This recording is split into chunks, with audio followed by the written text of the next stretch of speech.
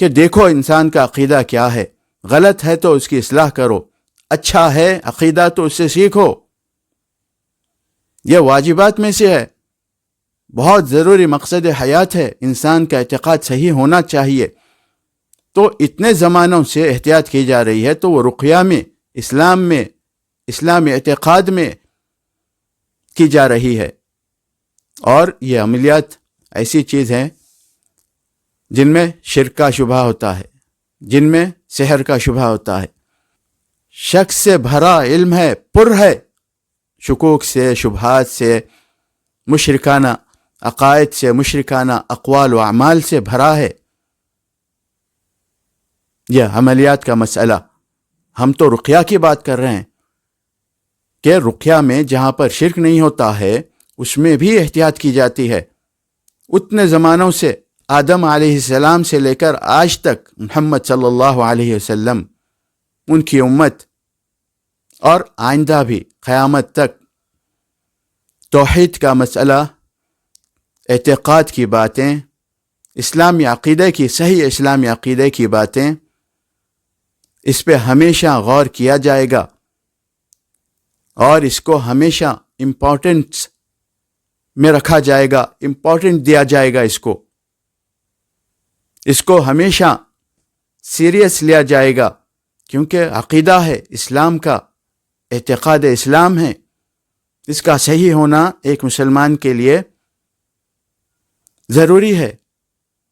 انسان کیا بلیف کرتا ہے، وہ اللہ کو، رسول کو، اس کی کتابوں کو کس طرح مانتا ہے، پھر وہ کس امت میں ہے، اس کی کتاب کون سی ہے، اس کے نبی پر کون سی کتاب نازل ہوئی ہے، جنت و دوزخ، دنیا، قبر، آخرت کے بارے میں وہ کیا مانتا ہے، کس طرح مانتا ہے، کیا عقیدہ رکھتا ہے.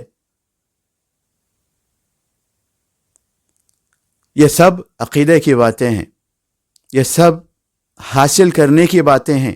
انسان کو بہت احتیاط سے یہ باتیں سیکھنے کی باتیں ہیں. یہ عقیدہ اسلام ہے. دنیا میں اعتقادات، عقائد بہت ہیں. ان عقائد میں ایک عقیدہ یہ بھی ہے. دنیا میں متعدد مذاہب ہیں، کئی مذہب ہیں. ان مذاہب میں ایک مذہب اسلام بھی ہے. مذہب اسلام توحید کی دعوت دیتا ہے، ایک اللہ کو ماننا. آپ مسلمان ہیں تو ایک اللہ کو ماننا آپ کے لیے ضروری ہے، تو ہی آپ کو مسلمان کہیں گے اور صحیح مسلمان کہیں گے.